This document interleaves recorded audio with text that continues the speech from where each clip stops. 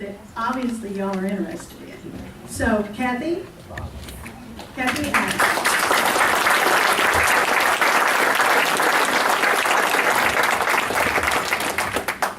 And first thing I'd like to do is give you a sign-up sheet in case you're interested in a newsletter that Texas Eagle Forum does.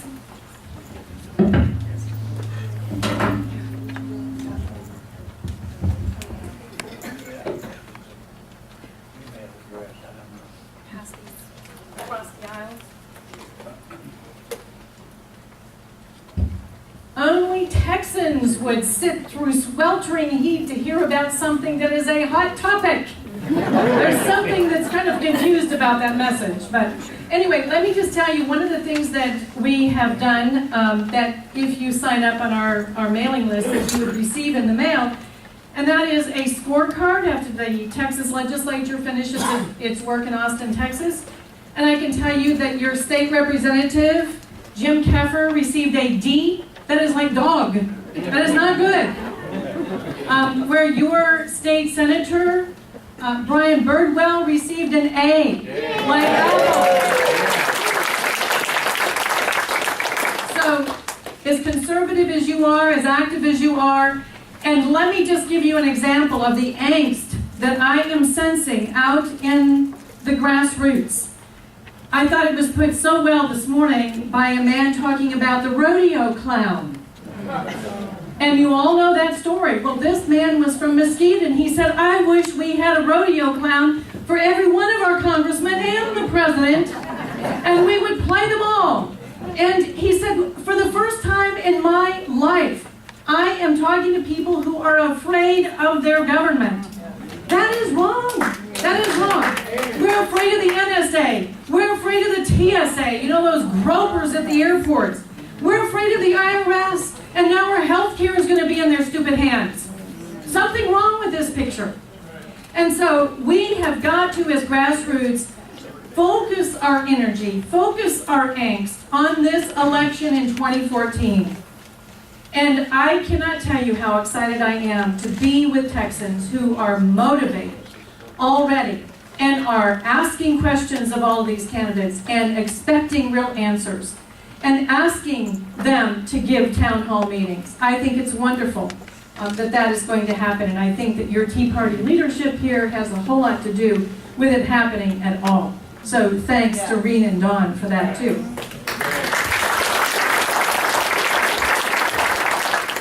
The issue that we are talking about tonight, the Muslim Brotherhood, all of Islam, why in the world do these people attack us on 9/11? Well, they were the same people attacking us in the Barbary pirate wars. These were Islamists. And at that time when our nation was being founded, our founding fathers looked at these people and wondered why they were getting on our ships and creating havoc, stealing our wares. We've always been a free trade nation.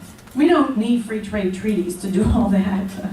Well, we won't get into all those jobs that are going to now China and other countries because of these so-called free trade treaties. But anyway, so the fact is that our nation has always been a free trade nation, and when our ships were in the Mediterranean and off the African coast, these Barbary pirates were boarding and were stealing and were even kidnapping the personnel on those ships. And so our founders first tried to reason with them, and that was not possible. They wouldn't be reasoned with. And then they tried paying them. And of course that is called in Islam diminitude, paying them a penance to just exist in the marketplace. And that didn't work either. It was only when our government decided we're going to have to establish a United States Navy. And when we showed them that we meant what we said, then the Barbary pirates were put under control. And so this is not new to America. 9/11 was not new. The Boston Marathon bombers, as we know, were just one of the later examples of wanted, just unmerited, totally undeserved, just killing people. What would cause people to do that? Why do people want to kill others when there is no reason that we could understand. Well, I had put together a presentation right after 9/11 that was very much focused on spiritual things. And then as I continued to read about it, I thought, this report I thought was so good. A 177-page report on Sharia, a threat to America, put together by the Center for Security Policy, founded by Frank Gaffney. Frank Gaffney worked in the Reagan administration, and Ronald Reagan was focused on what? Doing away with communism, bringing down communism. So he put together a team and said, I want you to develop a strategy, and we are going to be focused on doing that one thing, bringing down communism. And so Frank Gaffney was a part of that. And of course, all of us as Americans were so pleased when that wall came down. And we knew who deserved most of the credit for that, and it was Ronald Reagan. Well, Frank Gaffney, part of that team, put a team together in order to focus on this new threat to America, and came up with a 177-page report. And it was actually headed by two former lieutenant generals. One, Jerry Boykin, who many of you may have seen him on television being interviewed, and the other, Lieutenant General Harry Soyster. So a very accomplished team of analysts who looked at this new threat to America. One of the first books I read on the topic, though, has a statement in it that so succinctly states exactly who this enemy is, that we have not declared war against, but they have declared war against us. And I'm going to be mentioning a number of good authors tonight. One of them is Paul Sperry, and this is what he says in his book entitled Infiltration. America is fighting a perfect enemy, one protected by religious freedoms and racial sensitivities. And we have a less than perfect understanding of what motivates the enemy and how it is aided and abetted by a religious support network that exploits American culture and tax laws and is patiently infiltrating the American system to overturn it from within. That is the succinct message from Paul Sperry about what Islam is here to do today.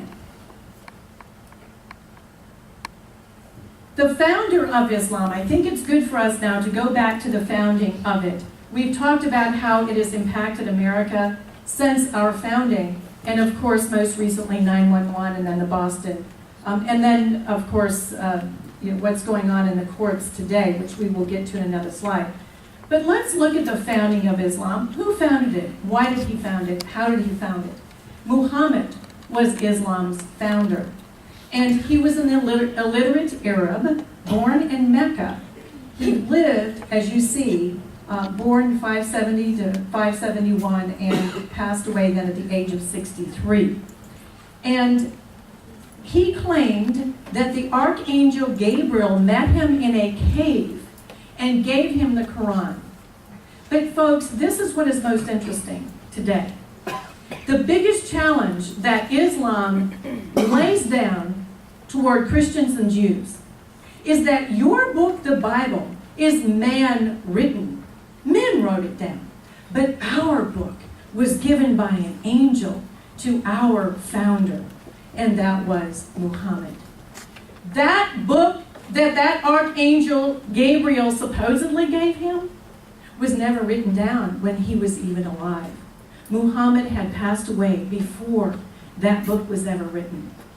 There is a new thesis out just within the last few years. A man who is today teaching at Oxford has authored not only his own doctorate on this topic, but how Islam has changed over the years.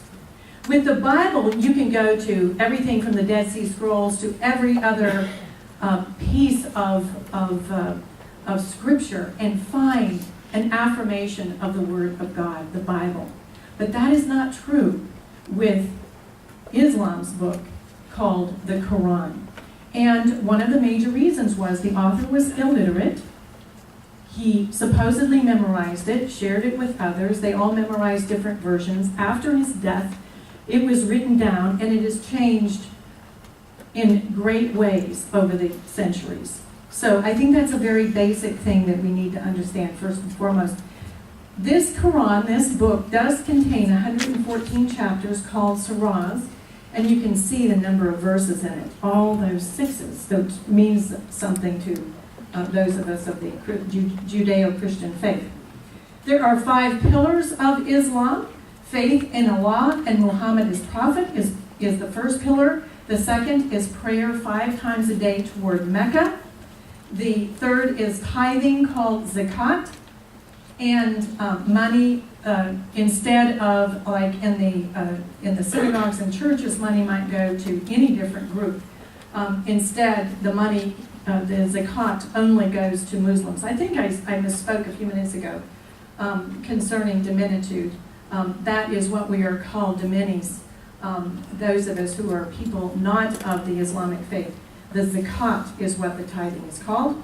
Ramadan, the month-long fast from dawn to sunset, and that means that there's, during the daytime, not even a sip of water can be taken in.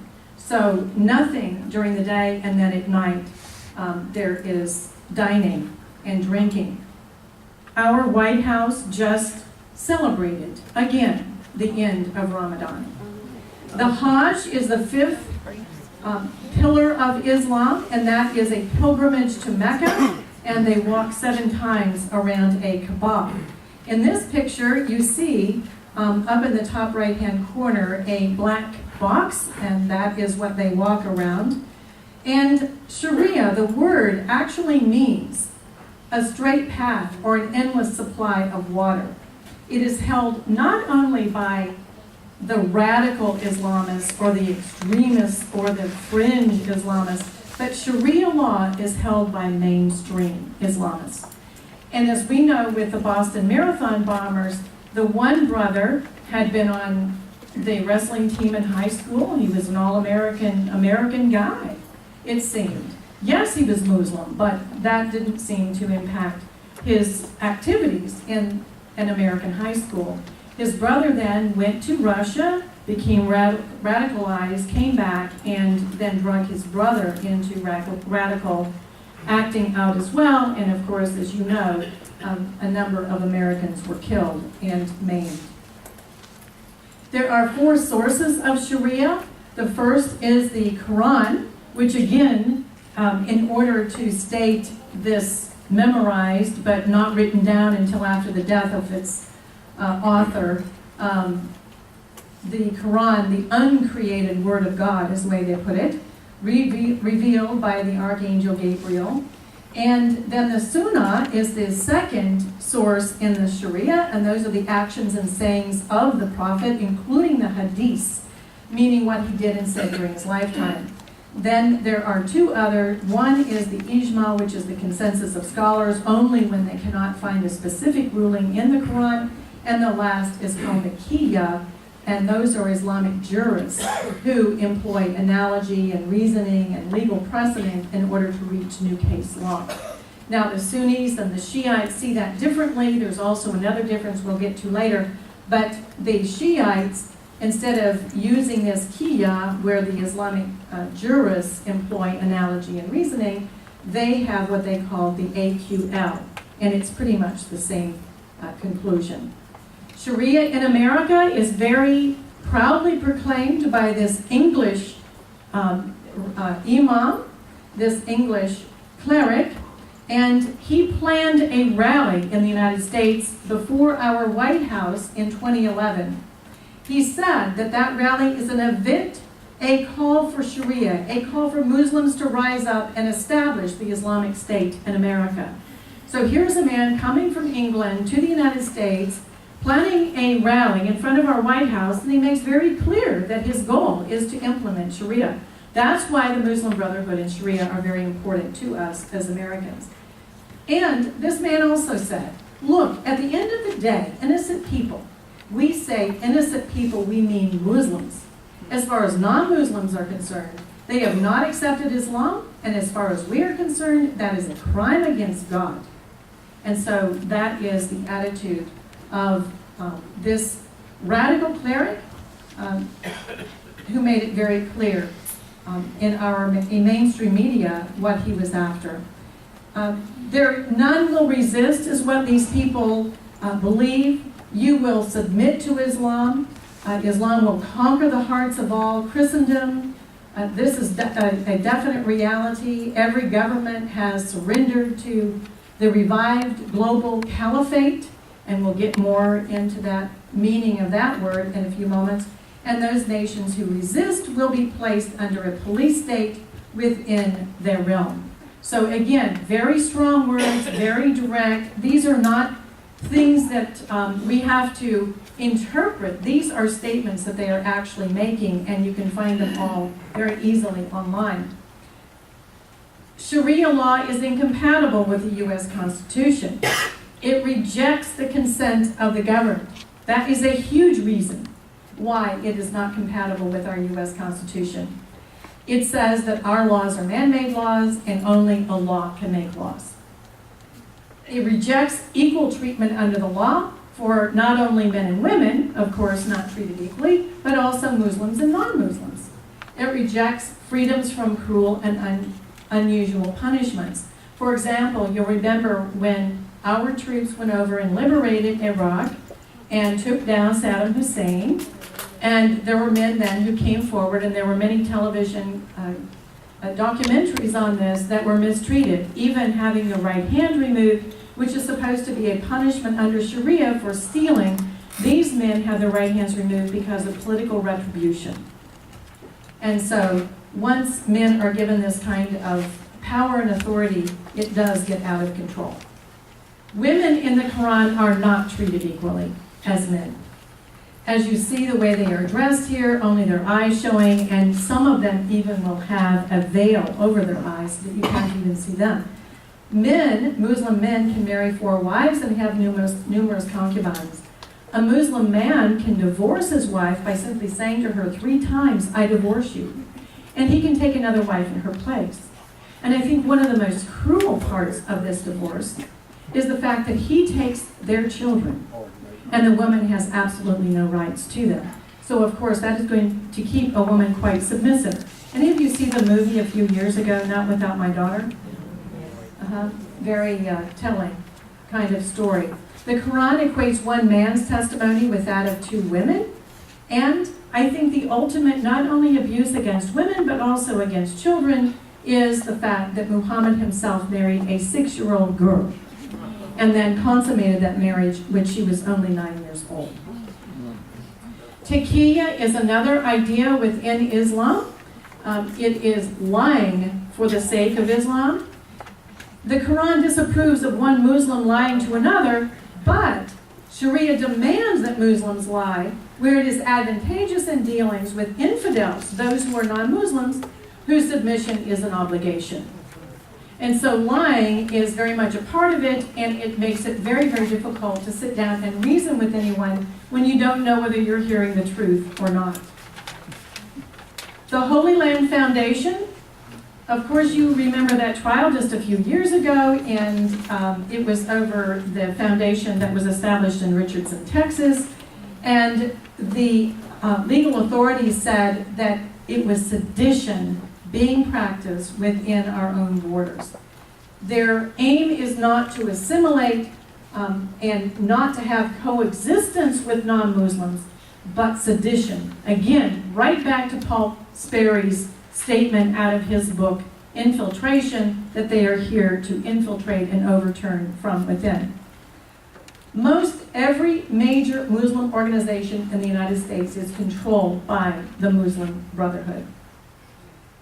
The Muslim Brotherhood is also called the Ikhwan. And oftentimes if you're reading a publication online from the UK, you will find the Ikhwan being used. Also the Egyptian newspapers that are now writing about the tragedies that are happening within their own borders. The Muslim Brotherhood is also known as the Ikhwan. It was founded in 1928, so it is not an old organization. It's interesting to note that the last caliphate fell in 1923. 5 years later, the Ikhwan, the Muslim Brotherhood, is established.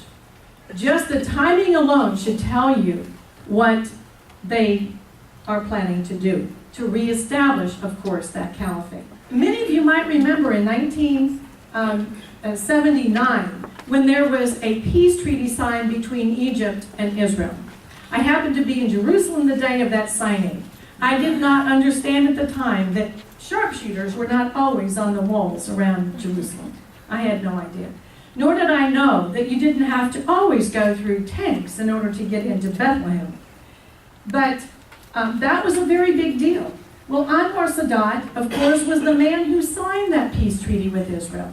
He was reaching out, trying to be fair-minded, trying to put down this failed philosophy that had held them back for so many years. So he actually even went into Israel himself. He was a very open-minded man. And what does he get for it?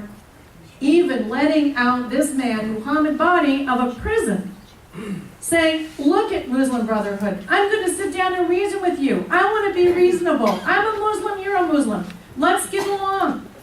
So what happens? In 1981, he's assassinated for his good deeds. So that's what happened to Anwar Sadat. And one of the things that you need to understand about all of Islam, and certainly is put to words here by Dr. Muhammad Badi, is that true victory will come with patience. And if there is one word to describe Islam, I think that that is it, patience. They are a very patient religion. The mission of the Muslim Brotherhood, and again, this is online, this is not something that a spokesman came up with. This is online. God is our objective. The Quran is our law. The prophet is our leader. Jihad is our way. The death for the sake of Allah is the highest of our aspirations. Is this a peaceful religion? Just looking at their mission? I would have a very hard time calling that peace. To implement Sharia law worldwide is its goal. And to reestablish the global Islamic caliphate. And the Islamic State is called a caliphate. They also have, and this is again online, a strategic plan for North America. That should matter to every person in this room. The process of settlement is a civilization jihadist process. The Ikhwan, again, the Muslim Brotherhood, must understand that their work in America is a kind of grand jihad in eliminating and destroying the Western civilization from within and sabotaging its miserable house by their hands and the hands of the believers so that it is eliminated and God's religion is made victorious over all other religions. This is online. This is the goal for North America. Again, I'm not saying much about a religion of peace here. In the United States, there are many different front organizations that are all front organizations for the Muslim Brotherhood. I think a couple of them here that you need to notice. One of them is CARE, because you see them quoted oftentimes in our newspapers. CARE is the Council on American Islamic Relations, and that is the spokesman, and you'll see how they speak in a moment in a sequel slide. The other organization that I want to point out is the Muslim Student Association. It is important because on American college campuses today, the Muslim Student Association is part and parcel of anti-Semitic activities. This is not America, but why are they doing this on our university campuses? And Texas, you will be very pleased to know, is much more independent in our thinking, and I think that we do a little bit more homework than some in other states, and there's less of this anti-Semitic behavior on college campuses in Texas than there is in other states. This civilization jihad process, I've already introduced you to. It is stealth jihad. It is political and psychological warfare to neutralize and ultimately subvert America's foundational institutions. Well, what institutions are foundational? Of course, political is one, military, oh my. This is a trial, as we know, going on right now. Closing arguments have already been set. And this man has made it very clear throughout his trial that if he had been deployed to the Middle East, it would have put him in a place to kill without right.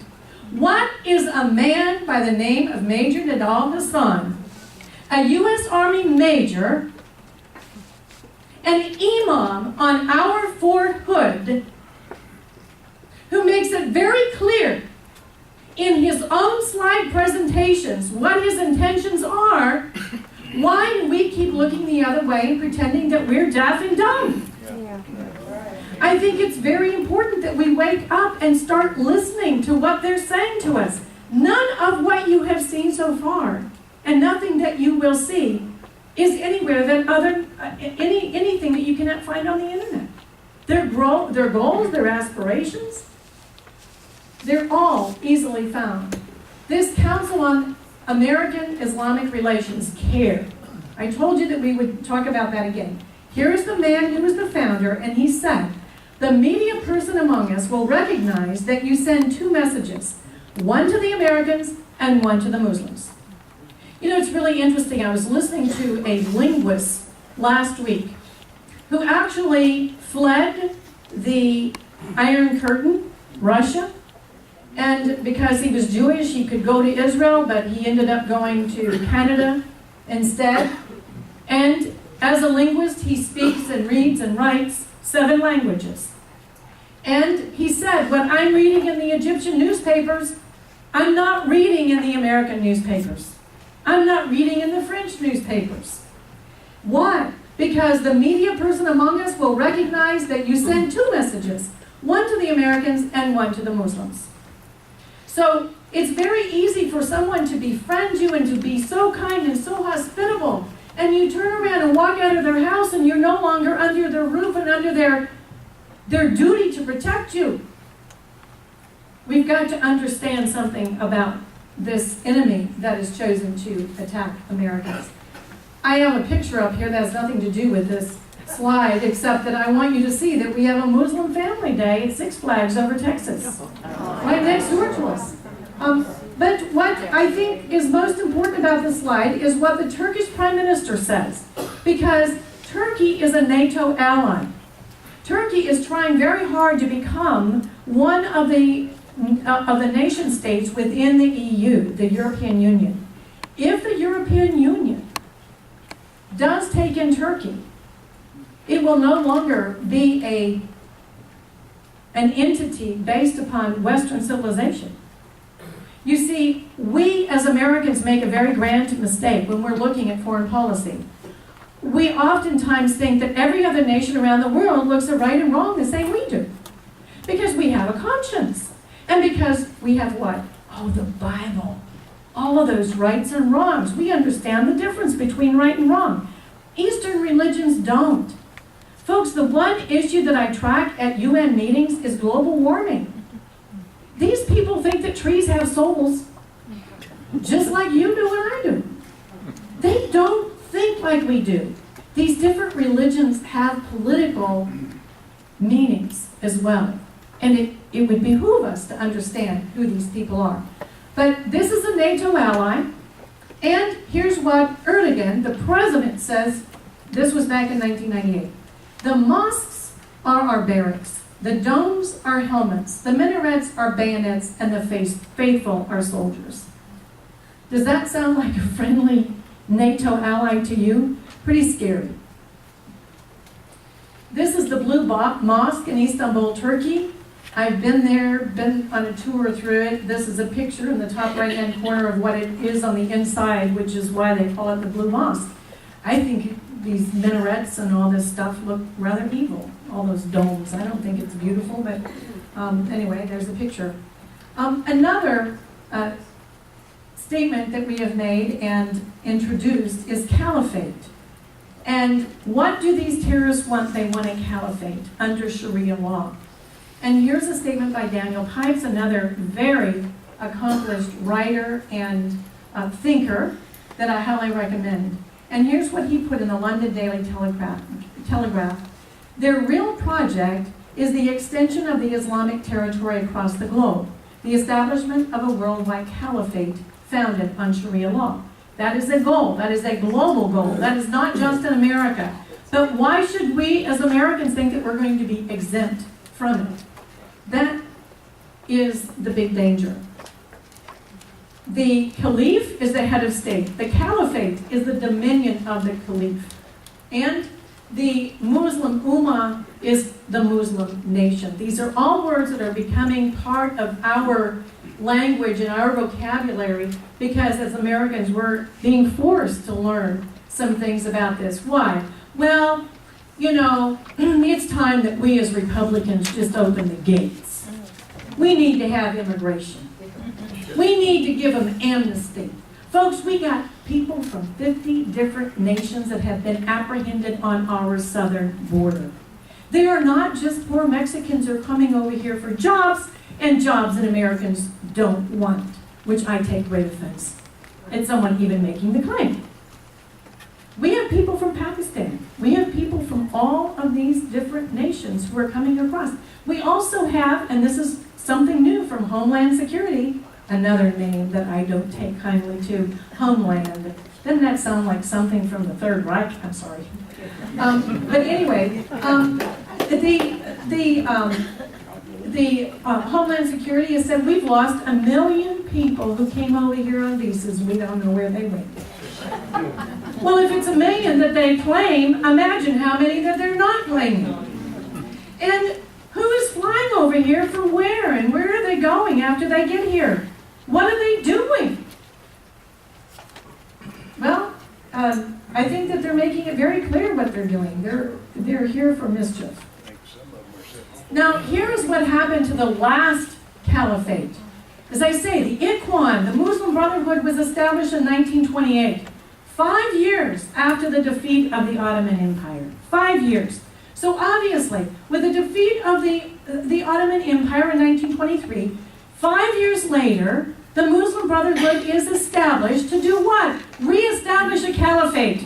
A global caliphate this time. Everything is pointing in that direction. But I think it's very interesting to see the 3 different pictures of Ataturk. The Turks are not Arabs. And they had this father, Ataturk, father of the Turks, who decided that he was going to westernize Turkey when he was their president. And how was he going to westernize it? He said, we're not going to have beards on men anymore. Do you think beards are... I love your beard. And my father wears a beard. So I don't think everybody who wears a beard is into mischief, let me tell you. But this man said, you're not going to have beards because it meant something in that culture. It meant something in that culture, and he knew that. He also said the women are not going to wear headscarves anymore. Does that mean if we see a woman with a headscarf today that there's mischief? No. But that man knew in his culture exactly what that meant. He also said that there was no longer going to be the call to prayer by the muezzins. And if you've been in a Muslim country, the calls to prayer droning on different hours, 5 times a day. Then the Turkish language script was replaced with a Latin script. That was a huge change. So rather than going from right to left as the Arabic alphabet, they went left to right in the Latin alphabet. And then, as custodians of this, he put the military over it all. Now, we have a president who sided against Mubarak in Egypt, the home of the Muslim Brotherhood. He sided against Mubarak, who was a dictator, but he also had, for decades, upheld that peace treaty with Israel. He also was a friend to the United States. He had kept the peace. But all of a sudden, we're on the side of the Muslim Brotherhood to overthrow Mubarak. And then when the Muslim Brotherhood elects and the people elect a member of the Muslim Brotherhood and the people say, well, we don't want this, then they throw out Morsi. And today what is happening? Our military is not going to be doing any activities with the Egyptian military. We are on the side of the Muslim Brotherhood. This is kind of scary. I mean, when you have here a Muslim man who makes these kind of dramatic changes in Turkey.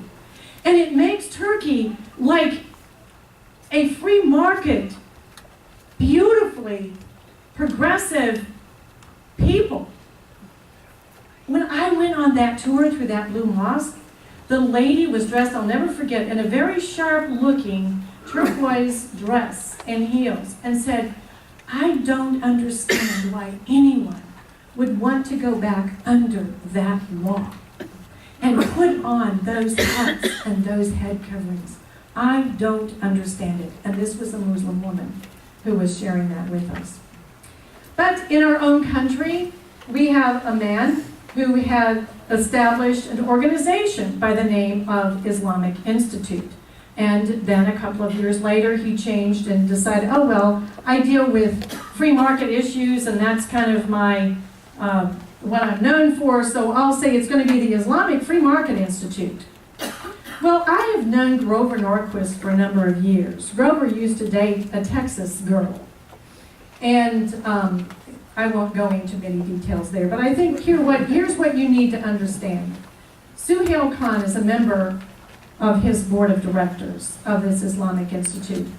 And in 2000, he stood at a rally outside our White House and said, I have been labeled as being a supporter of Hamas. Anybody supporters of Hamas here? And the crowd roared in laughter. He said, we're all supporters of Hamas. That's what he concluded. And then he went on to say, I wish they added that I'm also a supporter of Hezbollah. Folks, the people at this rally roared in approval of support for terrorist organizations, known as terrorist organizations by our State Department. Of course, that was before John Kerry, and the man who voted for it before he voted against it. The Vietnam veteran, you know, that swift boat character. I mean, all the rest of this, it's like, you know, Hezbollah and Hamas are terrorist organizations. So why is Grover Norquist, a man who's got this no new tax pledge that we all know about as Republicans, having a man on his board like this? Oh, I wonder if it could have anything to do with the fact that Grover is now married to a Palestinian Muslim. I don't know. Here's another suspicious character, our new CIA director. His name is John Brennan. He was the former Homeland Security and Counterterrorism Advisor to Obama. And I've got a couple of newspaper quotes here, and I'll just give you a couple of statements because they're silly, I think. One is, politically motivated criticism and unfounded fear-mongering only serve the goals of Al-Qaeda. Terrorists are not 100 feet tall. This is our CIA director, and I don't have a clue what he's saying. And here's another one, a 2000 speech, where he says, violent extremists attacking the U.S. are victims. Oh, have we heard that before? They're victims of political, economic, and social forces and should not be described in religious terms. Nor do we describe our enemy as jihadists or Islamists, because jihad is a holy struggle, a legitimate tenet of Islam. Anybody buying that here? I just don't see the connection there. This man even calls Hezbollah a very interesting organization, and he thinks that we're going to infiltrate it and turn it into a good organization by infiltrating it. But the latest thing is that now that he is CIA director, typically he would put his hand on the Bible. But in this case, he put his hand on the U.S. Constitution without those pesky little 10 First Amendments called the Bill of Rights. You know, that one with that freedom of religion and freedom of speech and those important things. So there's John Brennan, our CIA director. Are we in good hands? I can go into many things concerning Israel and the land and explaining a lot of geography. I've studied that in the land and been there over 20 times. But I think one of the things that you need to understand is that this is Temple Mount, and I'm sorry the picture isn't better. You see the dome, the gold dome. But off to the right of that in this picture is something called the Al-Aqsa Mosque. And in a synagogue today, or in a church, you would go in and you would hear the teaching, the exposition of the scriptures, the exposition of the scriptures. In a mosque, it's different. And there's much rebel-rousing that happens, much political organizing that happens. And so they go into this Al-Aqsa Mosque on a regular basis, not just for their worship days. That's where a lot of their arsenals have been in the past, and they will get frenzied in anger because they will be ramped up emotionally from one of their speakers, and then come out and do things like throw stones down on the Jews who are standing before the Western Wall. So lots of mischief happens in this area on Israel's Temple Mount. But here's one verse out of the Quran that I think is very important for us to understand. O you who believe, do not take the Jews and Christians for friends, for they are friends but of each other. And whoever amongst you takes them for a friend, then surely he is one of them. Surely Allah does not guide the unjust people. And so I understand the Abrahamic covenant, Genesis 12, 1 through 3, to clearly say that God will bless those who bless Israel, and God will curse those who curse Israel. Amen. And according to this, it is a very different idea. That Jews and Christians are friends, and if you befriend them, then you're cursed too. So that's really too bad. But I think summed up is something here from Dr. Wafa Sultan, a Muslim herself, who today lives in California. Dr. Wafa Sultan was raised as a Muslim in Syria, and when she witnessed the Muslim Brotherhood kill one of her teachers, she thought, I'm going to go read that book, the Quran, to find out what it has to say. And here is what she said on Al Jazeera television. You know that one that our traitor, Al Gore, has now decided should be on all of television in America, where the likes of Glenn Beck can't be. But here's what she told Al Jazeera television. There are too many verses in the Quran which say you must kill those who are non-Muslim. You must kill those who don't believe in Allah and His Messenger. I started to ask, is this right? Is this human? All our problems in the Islamic world, I strongly believe, are the natural outcome of these teachings. Go open any book in any class in any school in any Islamic country and read it. You will see what kind of teachings we have. Islam tells its followers that every non-Muslim is your enemy. That's what we're dealing with. This is what we're dealing with. But not all of this happens overnight. There is a progression.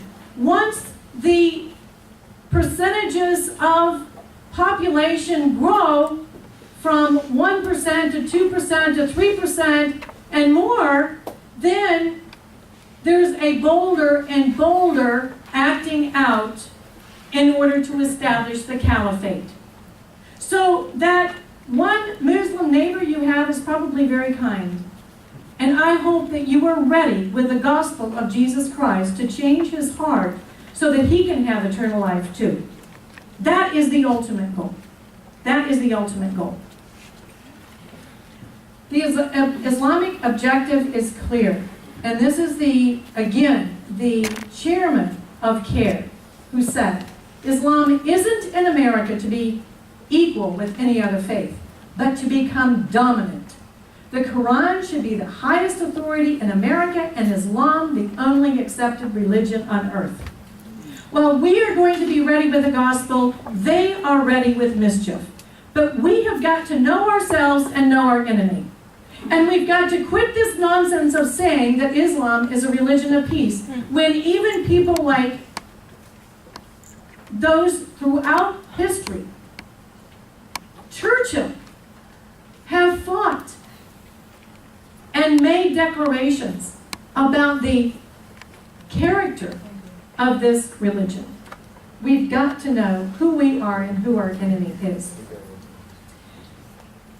We know that it is not compatible with our Constitution. There are many Quranic verses, and I won't go through all of these, that call for killing and maiming. And here's one: any religion other than Islam is not acceptable. That is not what Christianity teaches. That is not what Judaism teaches. That's not what Buddhism teaches or Hinduism teaches. Wherever Islam is, that is what happens when the population increases to a certain percentage and they begin to act out. Here's another statement from the Quran. The Jews and Christians are perverts. Fight them. Maim and crucify the infidels if they criticize Islam. There are too many verses for us to belabor. But we do have two congressmen I think you need to be introduced to. One is a Democrat from Minnesota who put his hand on the Quran and was sworn in by then Speaker Nancy Pelosi. And this is Keith Ellison, a Democrat in Minnesota. The other is Andre Carson, a Democrat from Indiana. And he declared that America needs Muslims and U.S. public schools should be modeled after Islamic madrasas, where the foundation is the Quran. Folks, we have more Harmony schools, Islamic schools in the state of Texas than any other state has in this union. And thanks be to God, we just got a couple of amendments on an education bill, one requiring that at least their board members have got to be registered voters. Because up until now, they've not been registered voters. They're not American citizens. They're Turkish citizens. And when they are building their schools, they bring in even workers paid for with your tax dollars, workers to build, subcontractors to do work from Turkey. And you and I, with our taxpayer dollars, are paying for it because they are charter schools, publicly funded schools. What do we need to do? For the last 2 sessions, we have tried to pass a law that 5 other states have passed that declares that Sharia law isn't going to be applied in our courts. We're going to have Texas laws and American laws in our courts. Do you know that we have a U.S. Supreme Court Justice, Ruth Bader Ginsburg, who says that the South African Constitution is better than the U.S. Constitution? We have got to make statements in our state law that says that we are only going to be applying Texas laws and American laws in our courts. It's too bad that we've gotten to that point, but it's been stopped the last 2 legislative sessions. We want it done in 2015. And right now, that is one of the things that I am talking to those who want my political support, and I invite you to join me in that. If they want your political support, say, will you support a law that simply says we're only going to have Texas and American laws in our courts? That should be a no-brainer. But I can tell you, we have a Republican, Bob Duncan, senator from Lubbock, who doesn't think this is necessary. And he's been mightily responsible for defeating it. But we want it in 2015. We don't want to wait any longer. And so that is what we can do locally. Let me tell you one other thing if you're interested. I would love to talk to you about another organization that I work with that lobbies on behalf of Israel in Washington, D.C. So if you're interested in joining me in that effort, let me know and I can tell you about that effort that happens next spring. So with that, you've been a wonderful audience, especially in the sweltering of the evening, and I want to thank you so much, and I'd love to hear your comments and questions if we still can do that and have the time to do that. Don, good. Yes, we have time for questions. Good. Hasn't that Sharia law thing been declared unconstitutional by the Supreme Court? Oh, great question. Has the law been declared, as far as Sharia law, unconstitutional by the Supreme Court? There was in Oklahoma an effort to put on the ballot that the people would only have American laws and not Sharia law. And that was very explicit. We're saying no other laws. I don't care if it's a Chinese law, I don't care if it's a German law, I don't care where it comes from. We should only have American and Texas laws in our courts. So just their last legislative session, Oklahoma passed a law that will be upheld. But their first attempt was a resolution on a ballot. And that did not pass muster. Right, right. Yes, sir, in the back. Now, would that also extend to certain UN treaties, specifically, I don't know, say one limiting our gun clips and other things like that? Right, Second Amendment great rights? question. Would that apply to UN treaties that want to eliminate gun clips and other backdoor approaches to gun control? Just spitball. Yeah, that's a great question. Actually, the way we stop those is by getting a U.S. Senate that will not ratify those treaties. And I'm going to inject a little strength here. With Maggie Wright, praise God for Ted Cruz. Amen. And Amen. defunding Obamacare. John Cornyn needs to come on board, folks. Thank you. I watched something that he put online, and he simply said, well, we're after the same goal, but this isn't going to work, and this is not what we need to do. Folks, that's not true. As a matter of fact, I heard a debate between Mike Lee, Senator Mike Lee, and Karl Rove on the Sean Hannity show. And Karl Rove was shredded. His arguments were shredded by Mike Lee. This is the way to stop Obamacare. And what we heard from Jim DeMint just the other evening is the fact that in the UK today, in London, in the UK, their biggest employer is their medical industry. Every election is over their medical care because it's abysmal. And so they get more and more people they have to put on the dole and more words. But their health care is lacking. Ours is the best in the world. Jim DeMint made the comment that when he was in England recently, he was asked, I can't believe that you Americans are going to sit by and let this happen. That's why the Heritage Foundation and Jim DeMint and these great people with the leadership of Mike Lee and Ted Cruz and Rand Paul in the U.S. Senate. And our Senator John Cornyn needs to get off of dead center and join this effort. We need to make that a priority.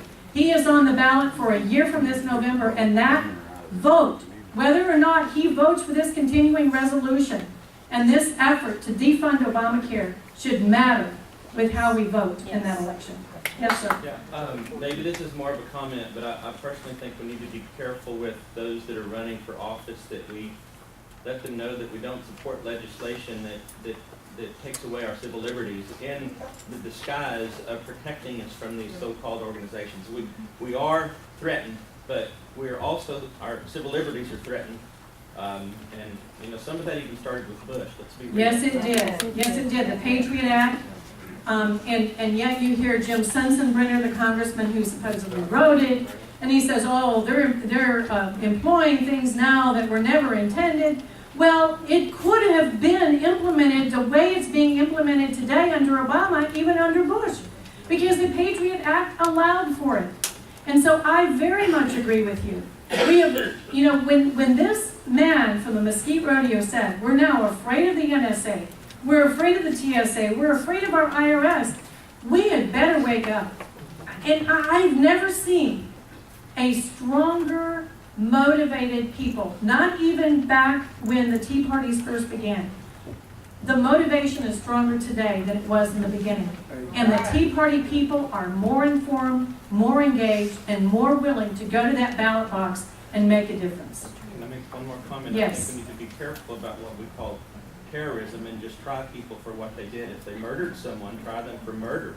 If they're U.S. citizens, then they've murdered someone. They're not necessarily terrorists, because when we go down that route, we begin to lose our civil liberties, because then they can call us a terrorist because we do something that the government doesn't like.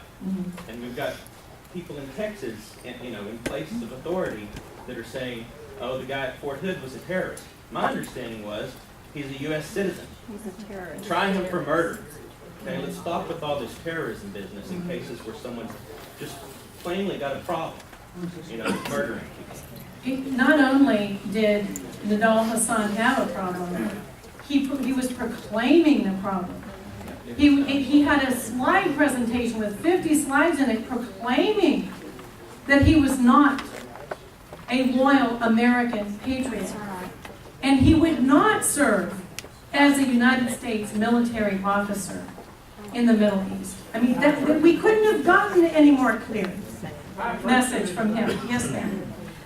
You said that the people that are starting this Muslim schools here in the States or in Texas, you would like to see them have to be registered voters. Do we really want the Muslims as registered voters? Great question. Do we want the Harmony School Board of Directors to be registered voters? What we want to do is put Americans in charge of American schools and not Turks involved. These Turkish schools, Turkish charter schools, are aligned with a radical imam from Turkey. And so that's what we're trying to do. We also have a requirement that their checkbooks will now have to be online. As most of our public school checkbooks are online, why are these charter schools not online? So we're going to now be able to look over their shoulders at what they're doing and how they're doing it. Great question, but I think, not having foreigners, but having Americans running our schools is the primary effort there. Yes, sir. Oh, but there was a lady back here. Oh, may I go to her first? Yes, sorry. I'm just curious about John Boehner. He doesn't seem to be doing the job he should do. I just wonder what can be done. What can be done about John Boehner? I agree with your sentiment there. I absolutely do. I can tell you when Maggie and I and the Poes were up for the swearing in for Ted Cruz, I was talking a lot to our Washington office, and there was a move afoot for Eric Cantor to run against Boehner. Yes. And the thought was, he's not even nice, much less conservative. And so it's like, okay, well, 435 of them, there's going to be somebody else who can challenge Boehner from the right. And I'm ready for that to happen. But I really think, truthfully, that Karl Rove is having too much say in the Republican Party. And I sense that that's where a lot of our problems are coming from. And so, you put that online and I will be in the Huffington Post in 2 days. So, just watch out. But anyway, that is what is happening. And just from the RNC, he got like a $70 million contract. And I talked to a man recently who had offered a $20 million project price, and that was rejected, and Carl got a project instead for $70 million. And look at his loss record. Well, I mean, what did he win? 2% of his races or something last time? And then he goes out and hits at every Tea Party member as though there's something wrong with conservatives. I think that we've got to quit listening and thinking that we've got to moderate our views. Ronald Reagan won. He won over the Reagan Democrats. Why? Because he stood for something, and he was able to articulate what he stood for. How about Ted Cruz for president? You having pull with the media? I would like to see somebody ask Mrs. Obama if she would like her children to live under Sharia law. I think they're both wrong. Well, the fact is that when Barack Obama went to Muslim countries, he did not take Michelle with him, which I found rather interesting. Because she wasn't going to put on a burqa. She wasn't going to, live under that herself. And so you make a very good and strong point. You're right. Yes, sir. Your comment about John Boehner. For all the things we dislike about Nancy Pelosi, she was a speaker that was doggedly after she moved that her party and would take no, wouldn't take no for an answer. So, I mean, and then you have John Boehner now. But what can be done? The what? What can be done? Well, he's not invincible, nobody is, so people have to do. Every election matters. Every election matters. So your vote is a tremendous, don't ever discount your vote and the importance of it, because that's how we ultimately fix this. And y'all have done a really good job in this county, and so just keep going in that right direction. Yes, Haven't sir. burned one tire. I'm sorry? Haven't burned any tires. No, you haven't. You've been peaceful about it. Don't plan on. We've been desensitized by entertainment world over the last 35, 40 years, and of course it continues. We came across I think it's a relatively new cable channel called Twitter the other night. One of the programs being, where they had trailers of it, was a young teenage boy finding out that he's gay, and of course that's the theme of the program.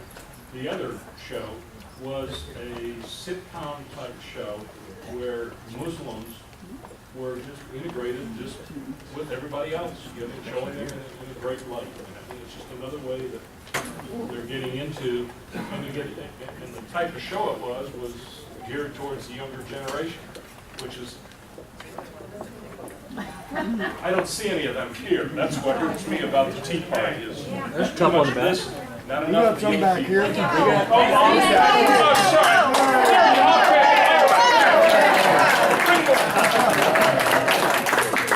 And these are leaders, but you make a very good point that we're being desensitized, and the first way it happens is if we start, this give and take, and humor is used, and yeah, they thought this about us, but now they know different, and we're the best of friends, and yes, Takia, he says it well. Yes, sir. Based on your inside knowledge, have you got any idea of anybody that's even considering making a run at Corning? I know that there is one man, Dwayne Stovall, that is running. I think that we don't know yet who all is going to be in the race between now and November of 2014. So there's still time. But he's, March, thank you for correcting me here, the primary. And so we still have a bit of time, and the filing deadline is what? Like December. So we could see, and then again, we could see John Cornyn do the right thing. I doubt it. Yes, ma'am. Hillary Clinton had a movie that they want to make about her, and the Republican committees now are saying that NBC, ABC, and so on can't participate in any of the national debates. What do you think about that? I think it's great that the RNC has decided that they will not participate in debates if the mainstream media continues with their plan to just highlight Hillary as the next president. I think that what should be in the minds of every American is her idiotic statement, what difference does it make? So the whole Benghazi thing needs to be wrapped around her candidacy, and she was not a great Secretary of State. So I think that we must be persistent and, again, continue to do our homework, continue to work at all these great things. Yes, sir. Some people may not be aware that on 9/11, this next month, there will be a million Muslim march in Washington. They're calling for it. Yeah, there's only, this is interesting. He's bringing up this million-man Muslim march that's supposed to happen in Washington, D.C. And Suhail Khan, I have a friend who knows him, and he was the man who's on the board of Grover Norquist's Islamic Institute, or Islamic Free Market Institute. And so my friend called him and said, what's with the million-man march? Because I'm flying to Washington, D.C. on 9/11. And so I am interested in it, but I guess some people are getting cold feet and they don't even want to fly on that day. But anyway, his response was, oh, that's nothing. There's nobody doing anything. So if there are only 37 people who are signed up for it, I think the last time they had 8 people. So I think It looks like Dawn is about ready to take this microphone. Thank you all, and God bless you.